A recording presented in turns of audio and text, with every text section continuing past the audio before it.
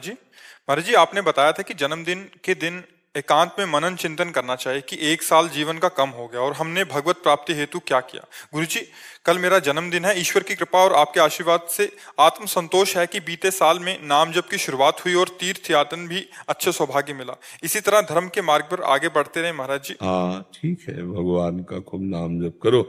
और जिस दिन जन्मदिन हो तो उत्सव मनावे, हम कह रहे हैं।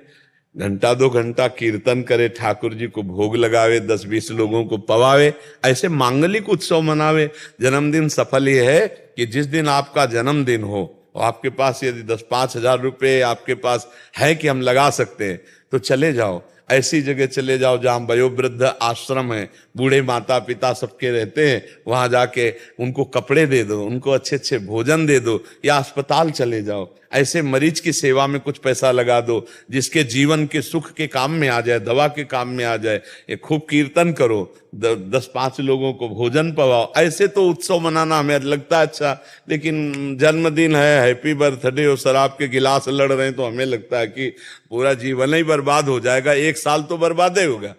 भगवान का नाम जप कर रहे, भगवान नाम कीर्तन हो रहा है, 2-4 संत महात्माओं को भोजन पवा दिया या अपने मित्रों को बुलाकर भोजन पवित्र पवा दिया, तो ये बढ़िया उत्सव, ऐसे मनाना भी चाहिए उत्सव। 24 घंटे नाम कीर्तन रख ले, भगवान की कथा वार्ता रख ले, ये तो बढ़िया है। लेकिन हमको ये थोड़ा कम अच्छा लगता है कि पार्टी हो रही, शराब पी रहे, जीवों की हत्या करके मांस खा रहे हैं, बोले आज हैप्पी बर्थडे। हैप्पी क्या, तुम्हारे हैप्पी में दसियों के गले कट गए, वो हैप्पी थोड़ी है। अच्छा, मदिरा पीना ये महत पाप है, हमारे शास्त्रों में इसका बड़ा निषेध किया गया है। तो कभी कोई ऐसी हैप्पी ना मनाए बर्थडे कि जिसमें शराब परोसी जाए, मांस परोसा जाए, गंदे लोग आकर खावें, ऐसा नहीं। नाम कीर्तन करो, अच्छे अच्छे पदार्थ बनाओ, सात्विक, भगवान को भोग लगाओ, और ऐसे लोगों को पवाओ जिनको नहीं मिलता है। ऐसा बहुत से ऐसे लोग फुटपाथ में बैठे रहते हैं, जा जाकर उनको सुंदर भोजन पवा दो। उस दिन सुंदर वस्त्र, 2 को भी पवा दिया, 2 के वस्त्र पहना दिए, तो तुम्हारा हैप्पी बर्थडे बन गया।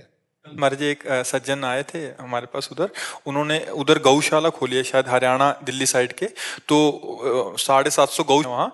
तो उन्होंने एक ऐसा किया था कि 56 भोग रखा है गऊ के लिए, जिनका भी जन्मदिन है उनके आसपास उन्होंने ऐसी पहल किया है कि आपका अगर जन्मदिन है तो यहाँ आके गऊ क्यों बीच में मनाइए। उन्होंने अलग अलग पेड़े बनाए हैं उनके लिए, दाल की वो, फिर और बहुत अच्छा चारा, अलग अलग 56 प्रकार की डलियां हैं। नहीं, बढ़िया है, ऐसा करना चाहिए, करना चाहिए।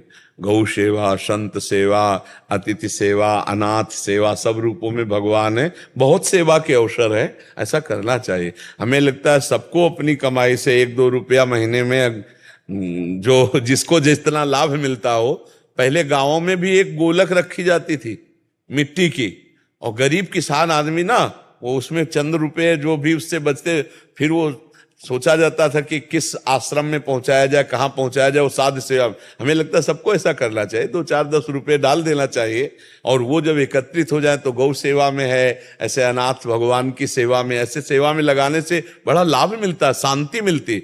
हम अभी एक डॉक्टर मंडली जो फ्री ब्रज मंडल में जा जाकर सेवा करते, उनको बता रहे थे कि एक दिन आप सुंदर भोजन बना के खुद पाओ, और एक दिन वो अपनी थाल का भोजन किसी भूखे को पवा दो, फिर देखो आपको कैसा लगता है। जिस दिन आप दूसरे को पवाओगे, जो शीतलता मिलेगी वो अच्छा अच्छा भोजन पाने पे नहीं मिलेगी, जो दूसरे को पवाने से मिलेगी। तो कभी कभी ऐसा भी करना चाहिए, किसी का पेट भर देना चाहिए। अपनी भूख है ना, उसको हम सह लेंगे, उसको छोड़, दूसरे की भूख को हम, तो ये अब आज ऐसा हो रहा है कि दूसरे की थाली छीन कर हम खाना चाहते हैं, दूसरे के सुख को मिटाना चाहते हैं, इसीलिए दुख ही दुख प्राप्त हो रहा है। बढ़िया है, ऐसे बर्थडे मनाओ।